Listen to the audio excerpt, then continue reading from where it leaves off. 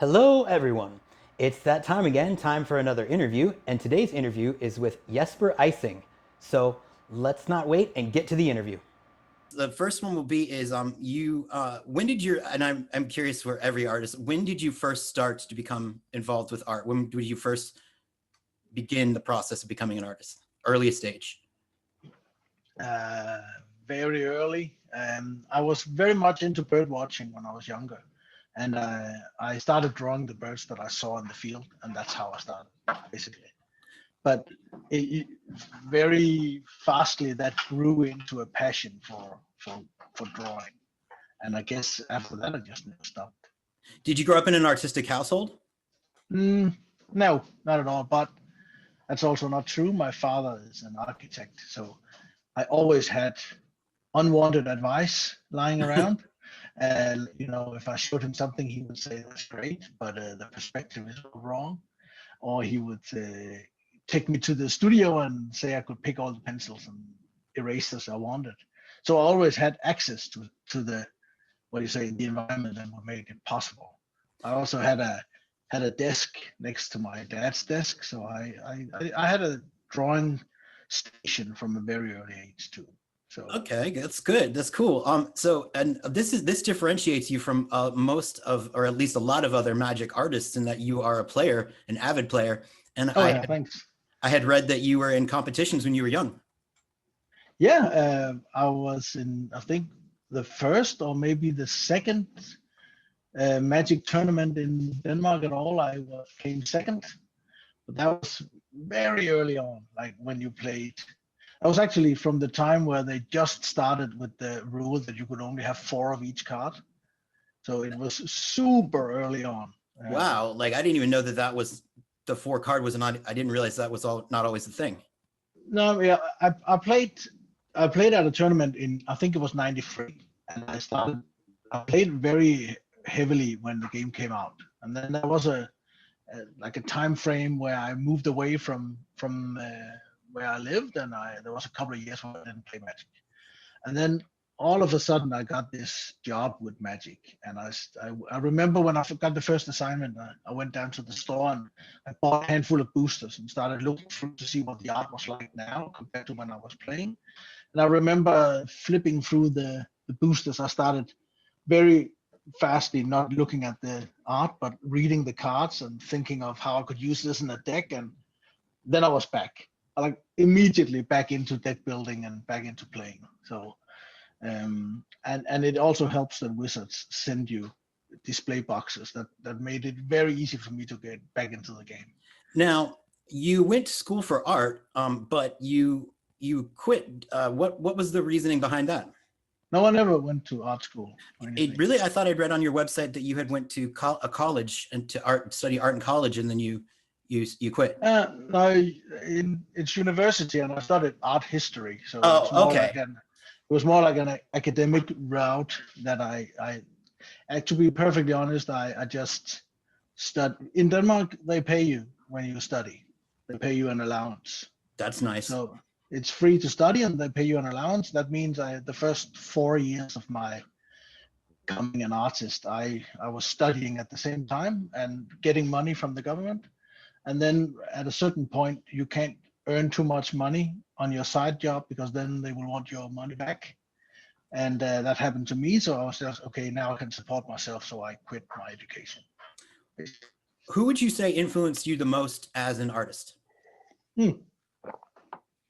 When I started, to become a professional illustrator, my first job was a color artist for a comic book in Denmark.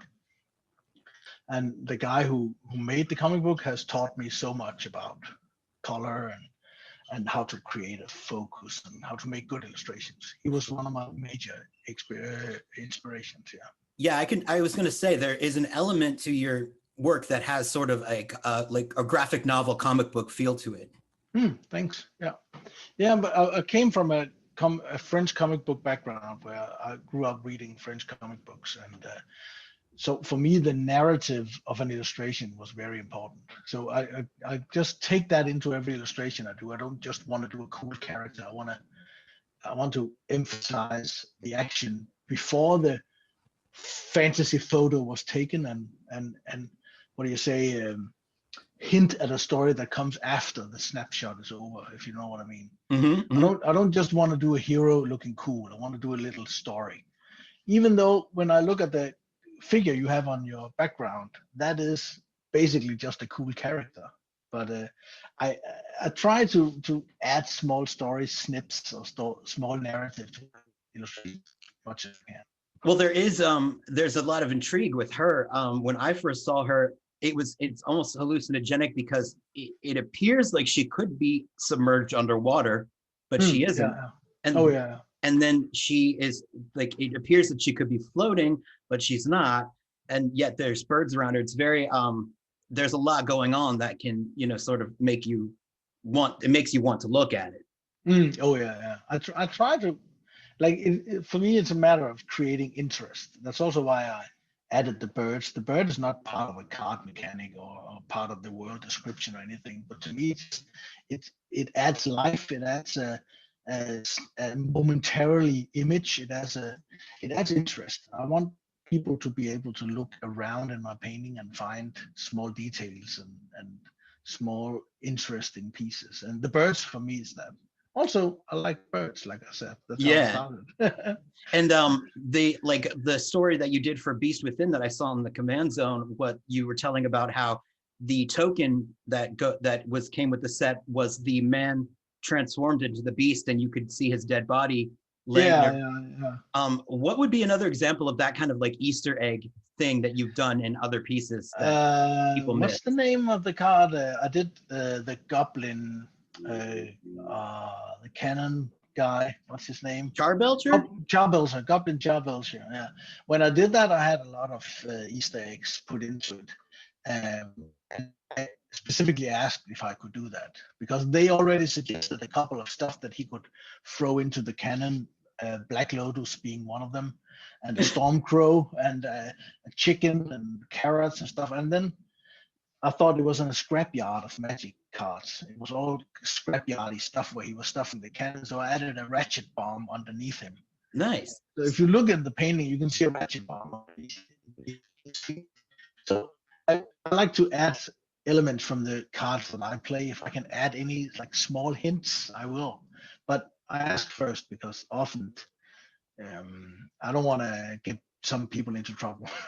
Do you ever make requests for a certain piece? Have you ever made requests for anything? What do you mean? Like if I ask to do a specific piece? Yes. Yeah. Yeah, constantly. I do that all the time. But I also know that it's not my job to decide which card I should. But I when I worked at Ikoria, the set I worked what do you say as the design element. I was a part of the design team for the set. I in my spare time I was creating landscape backgrounds and showing them to the art director, like just hinting at that I would really much like to do a cycle of lands for Ikoria. And that when the concept push was over, he asked me, "Are you serious, Jesper? Do you really want to do landscapes? We never really had you do landscapes before." And I said it would be a dream. And then I got to do the full circle. That's interesting because in previous interviews, you were sort of like open about being not a land person. And I always got the interpretation that, or the impression that you were not interested in it. Yeah, but I mean, we all have our strong sides, and my best side is obviously doing characters or monsters, figure portraits. But all illustrations I've ever done had a background, so it's not that I cannot do a background. I never went deep into it. But that's the kind of thing.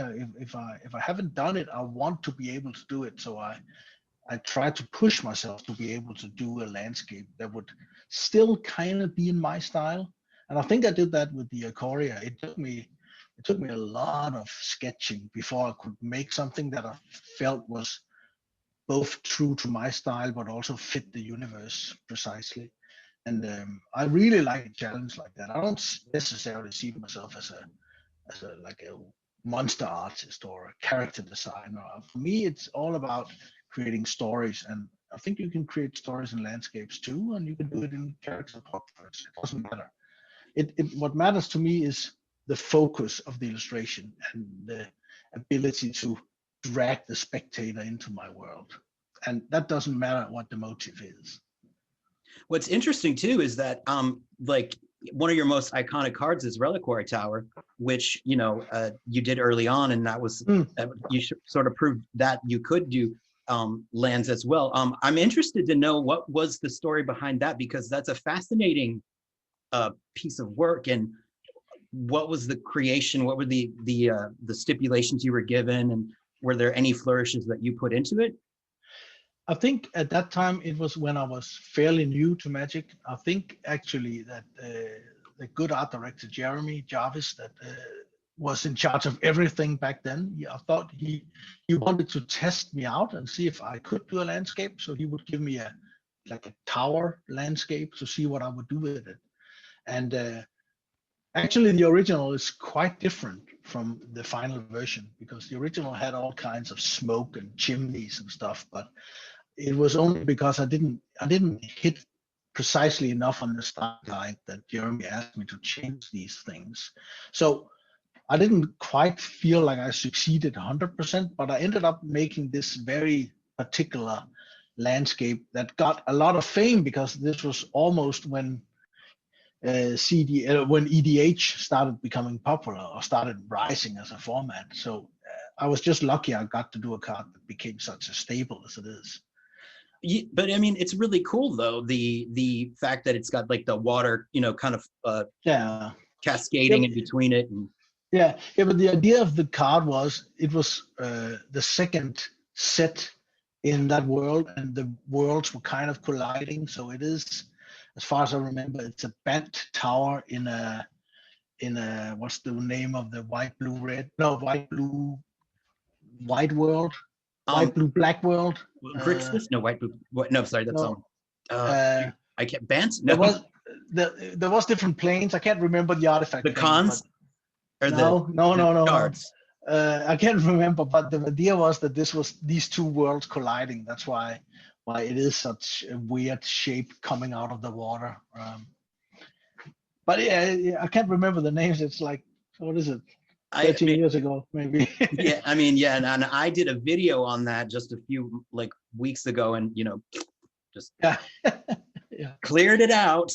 But so do you think that I guess one of the things that I find curious is that you've never, at least to my knowledge, you've never done a planeswalker. Is that because you don't want to do the posing thing that you said that you found to be disinteresting? No, I would love to do a planewalker, but there's only so many planewalkers per set.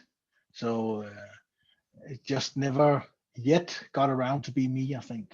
But it will come soon. I would like to say that that's something that I would love to see, and because I speak for everyone ever, that's just Wizards. Like, there you go. Yeah, thank you. Do you think my next question would be what was the most difficult piece that you've ever had to work on? Oh, it's like every one of them. Really? To be honest, I mean, yeah, I struggle with every single one of them. There's none of them that just came out easy, and I think I constantly try to push myself in every piece I do. I mean, if it goes too easy, I know there's something wrong, and then I make up difficulty that I have to solve to make. It sounds cheesy, but I want to evolve as an artist in every single painting. So in every single one, I try to push the boundaries of what I can do, what I can show, what I can achieve technically or image-wise. So for me, I think they are all very struggling and hard.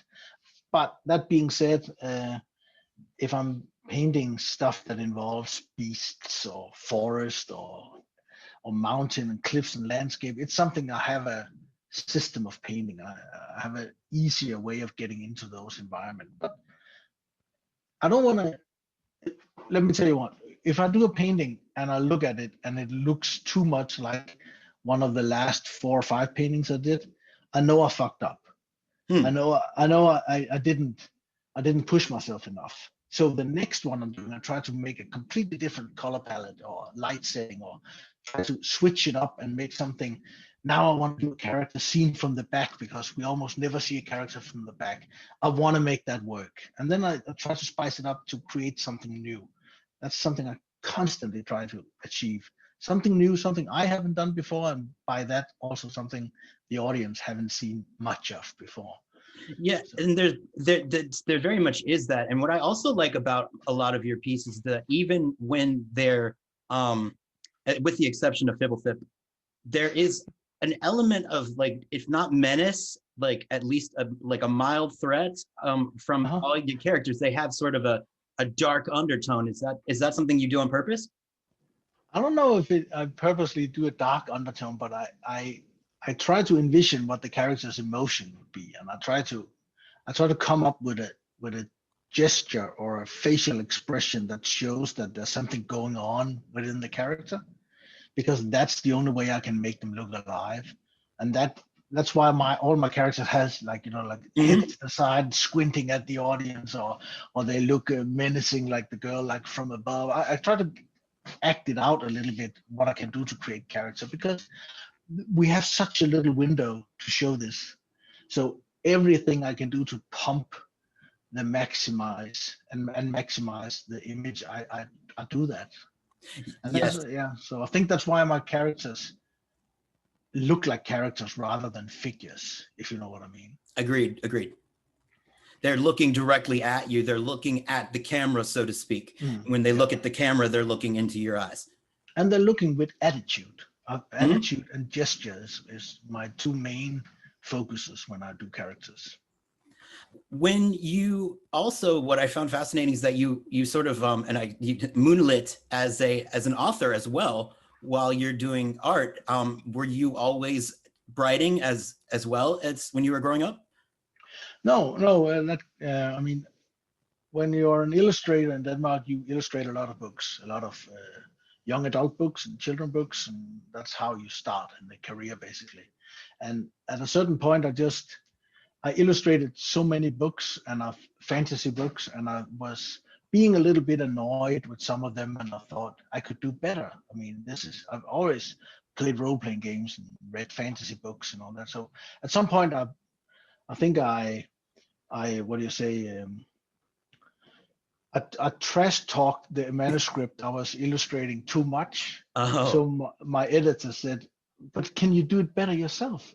And I said, "Maybe." And then I said, if I made something, if she would read it, and she said, "Of course." And I wrote like a synopsis and a couple of chapters, and she kind of liked it. And then I was like, "Oh shit! Now I have to write a book." So, and it ended up being my novel, and it snowballed into a lot of other books that way. Yeah, Jarvis is Jarvis Sorcerer's Apprentice. Yeah, yeah. But then in Danish, I wrote a lot of other books too. Yeah, I saw. I was, because I was trying to find them, and I saw that there were audiobooks, which I'm like, yes, and then I was like, oh, I don't speak that language. Yeah. But to be honest, and once again, without sounding too cheesy, it's not completely different to tell stories via brush and paintings and tell stories via words. I mean, if you look at it like my fantasy painting is about telling stories, then the books is also about telling stories. It's just a different way of telling it. So I don't think it's super different. It's very difficult, but it's not different in what I want to do. So Right. Well, art is all about, any art, from music, literature, art, fine art, is about telling a story, conveying something. But it's just rare that people have the ability to do two forms of it well enough to be like to make money from it, basically. I think I like Philip Pullman, the writer. He said in one of his interviews that being a writer is not necessarily a God-given craft or anything. It's a matter of sitting many hours in a chair and writing your ideas down, and that takes a lot of focus, and it takes a lot of ability to sit in a chair and do it. Like, what do you say? Like persistency. Mm-hmm. And I think I was already taught that via painting, that you gotta spend the hours. Right. So So I didn't think switching media to writing was just a matter. Okay, this is hard, this is difficult, but I gotta put the hours in, and so I think it's a lot of hard work and many hours. But I didn't think it was that different, to be honest. On the other hand, I'm not saying I'm a great writer. I just said I made a book, at least. I mean, it's I mean, that's it's very very nice of you to be so humble, I would say. But it's you're I mean, if I haven't read it, but I want to, and I'm going to. If it's anything like your art, Oh, thanks. Yeah, but I know a lot of real writers, and I know the hardship they put into it. So for me, it was more like a little brush into the ability of writing, and then back to painting. Well, I mean, I always say, like, if you are a real writer, because if you can claim it, well, at least in the States, if you can claim it on your taxes, then That's right. That's right. it's legit. So Yeah. you had an art book published. Yeah. Yes. Tell us about how that came about. And it's going for like $500 on Amazon now, which is, Whoa. yeah. Okay. Yeah, I think maybe kind of see if I have it. No, I don't have it here. Yeah, maybe I do. 1 second. Okay. I have it here. It's what is it? Oh, you're blurry. Oh, sorry. 2 pounds of fantasy. 4 pounds of fantasy, I think it is. It's 2 kilos.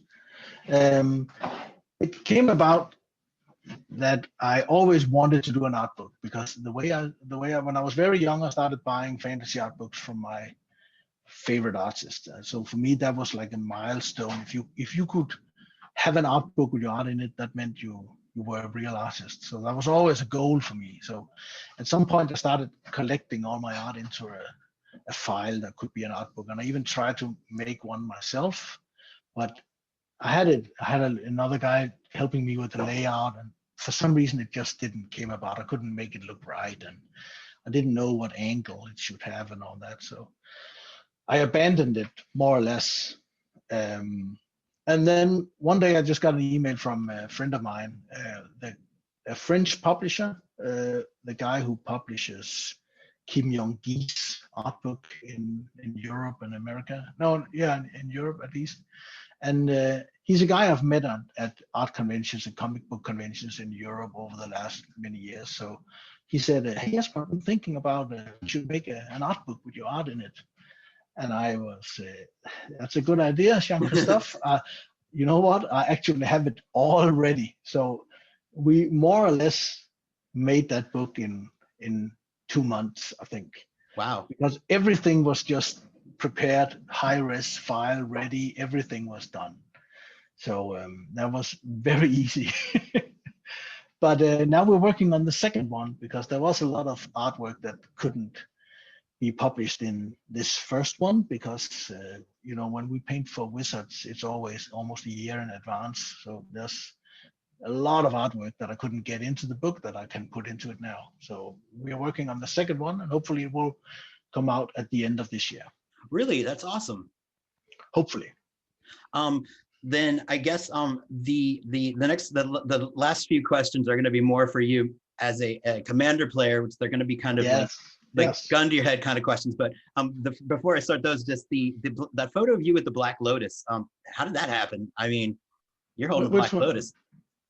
That's my Black Lotus, I guess. When did you get that Black Lotus? Was it when you were a younger player, or did you get it later? No, the card called Collosal Dreadmaw. Yeah. Yes.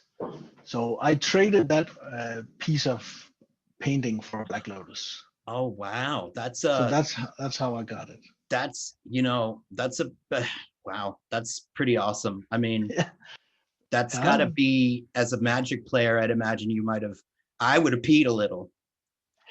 I mean, when I started playing Magic again, I went to my attic and brought down all the binders from when I first started playing, and I got into a format called Old School 93-94, And it's very nice to open up the old binders and find out you have all the cards ready to play that format. So I've been lucky to have been playing Magic ever since it came out. So a lot of these cards I had in my binders already, but not the Lotus. I had to get that.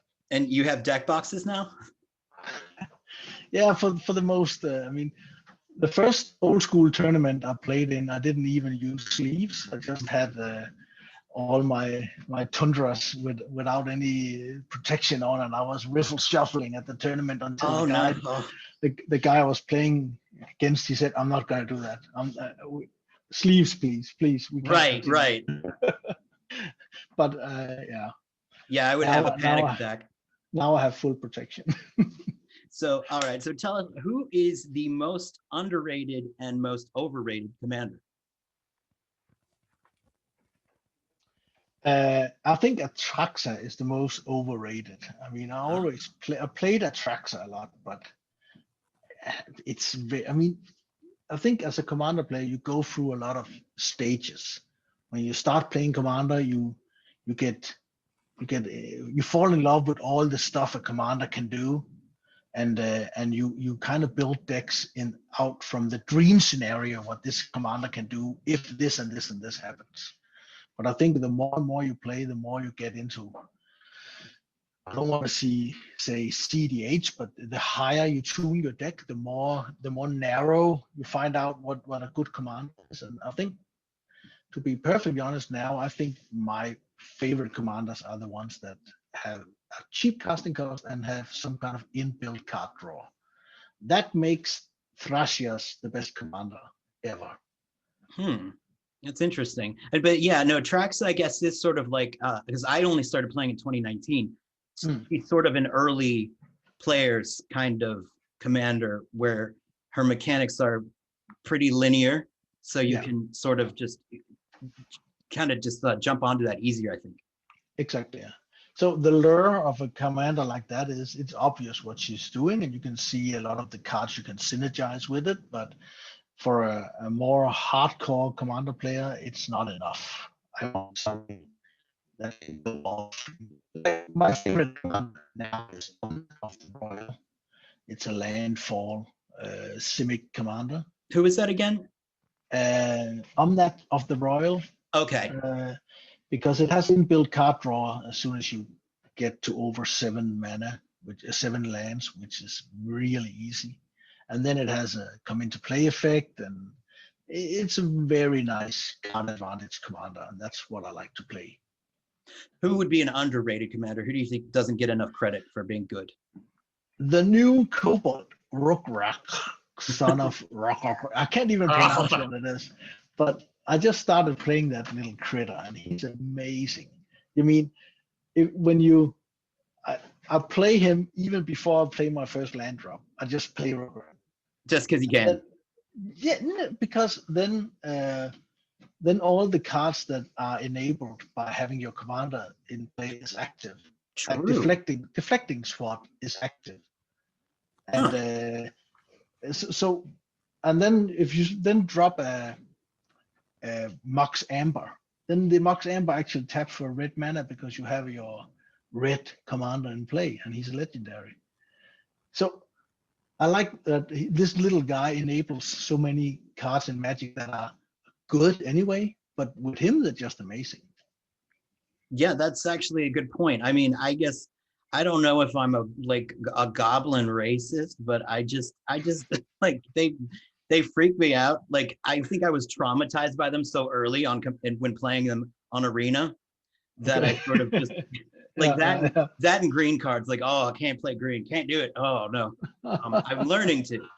Yeah. But I try to avoid. No, I don't try to avoid anything, but I'm definitely a green-blue player by heart. Mm-hmm. What kind of? I mean, since you probably try to avoid certain, what kind of decks do you think are just like? I call them dick decks. I play to win. I mean, I don't necessarily. I mean, I know that I make an effort to make sure that everyone is having a good time while we're playing, because that's why we're playing Commander. On the other hand, I really want to win, so I play a lot of the cards that are so and so unfair that people won't play, I play them still. I play Blood Moon and Armageddon, and I play stacks if I can. I do all that people normally consider oppressive or a dick deck or dick move. You I don't care. I don't care. I want to win. And you memnarch it. but to be honest, I don't feel bad about it, because if I do something that is oppressive and the opponent can't stop me, the fault is not on me. The fault is on their deck building. And all of my play group kind of agrees on that. If I do something that is so oppressive or combo synergistic that it just overwhelms everyone, all of them are like, I should have had an artifact removal ready, or I shouldn't have countered that thing before. I mean, the fault is not on me, the fault is on their deck building. And I feel the same way when some of my friends make a very oppressive move that I can. If some of my friends play Hull Breacher and I have a commander with card draw in it, that's really annoying. But the fault is in me not having a card to deal with the Hull Breacher. Do you know what I mean? Mm-hmm. Yeah. So I think all of it comes down to within your play group what you think is acceptable and what is not. Yeah, I was for me, we had an experience where this person wrote online, they were like, I'm new to Commander, come and help me learn it. And we were like, okay. And we showed up and he had a poison infect tech. He killed us within like 2 turns, and we were like, we thought you were new to Commander. And he's like, oh no, I mean, I've been playing Standard for about like 20 years. And I was like, yeah. Okay. I was like, did you just like trick a bunch of strangers into like having their asses handed to them?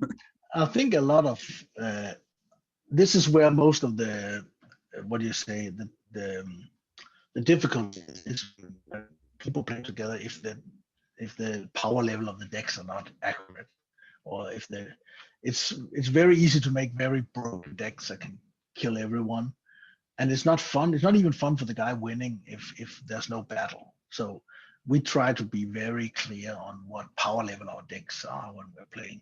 Right. To specifically avoid that kind of thing where you just feel like this was not even a game. In regards to cards that have gotten mechanics with your artwork, what is one that had a mechanic that blew your mind, and one that you went kind of like, oh? I don't think really I don't think I have any specific really good cards. I mean, Tassa's Oracle is of course my best card, because that is an insanely good card. Yeah. But to be honest, when I first read it when it came out, I couldn't recognize it for being that broken as it is. For me, it was just like, well, that's not gonna happen in many instances. And then I started playing CDH and Tassa's Demonic Consultation, Tassa's Oracle. That's usually how you win. Yeah, there was a brief moment on Arena where Thassa's Oracle had an entire deck built around it, where it was like 4 treasure hunts and that one, and then you just. It's super easy.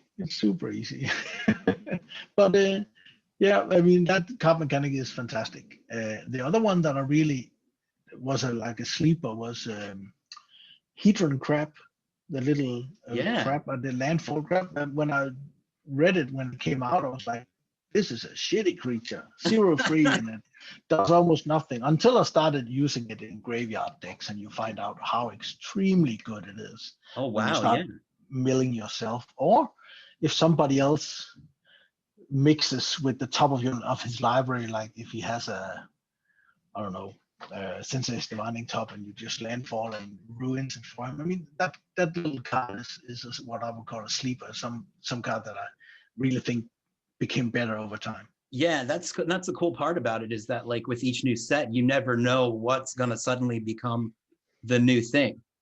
Yeah, the newest card I had, I can't even remember what it's called, but it's in Kaldheim, and it's a raven sitting on top of a Viking shield. I can't remember the name of the card, but I will look it up and post a picture for everyone here. Okay, that was one of those cards where when I painted the painting, I thought, wow, I hope this is going to be a great card because I really liked the artwork. And when the card came out, it was like, okay, I can't find a way to play this card. It's not good enough in the format that I'm playing. And that was a little bit sad, I think. But then again, other cards in that set I painted seems to be very good. So you can't win them all. How many commander decks do you currently have now?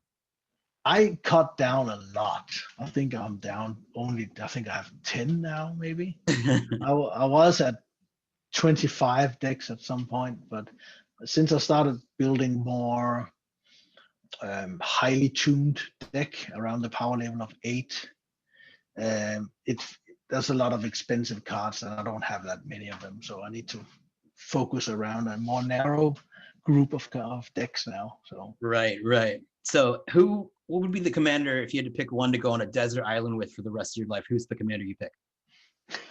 Tessa's Oracle. It's not a commander. I don't know. That's a weird question. No, I don't know. But I really like my Omnat deck. That's my favorite deck so far. I built a Tuivasa Enchantress deck. That's a lot of fun. I've been playing it a little bit on the Mazda, the Commander channel, and you can see it in action on Mazda. It's a very, very good deck. And that's actually a deck I built from. I try to create new, like limitations for myself within deck building. So with this deck, I tried to make a deck that didn't have counterspells in it. Because usually I'm depending a lot on counterspells. So this is a blue-white-green Enchantress deck, but it has no counterspells and it has very limited interactions spells, but it has a lot of synergies and it can do a lot of value very, very fast. So I really like that deck. I like playing that deck. So I think I'll bring Tuivasa to a desert island. Awesome. Do you build your decks from, do you utilize net decking or do you build it from scratch? You've been playing for so long now, I'd imagine you're able to do a lot more of your own like symbiosis. But I am curious as someone who is not as experienced. No, I never just completely copy a deck, but I read a lot about other decks and deck strategies to find out what the goal of the deck is. And then I often there's a bunch of cards that I don't like playing, and there's a lot of cards that I want to play within that color pie, and then I switch it up and make it my own flavor of it. But I've been building commander decks for so long now that I think there's a lot of cards that just automatically go within a certain color pie.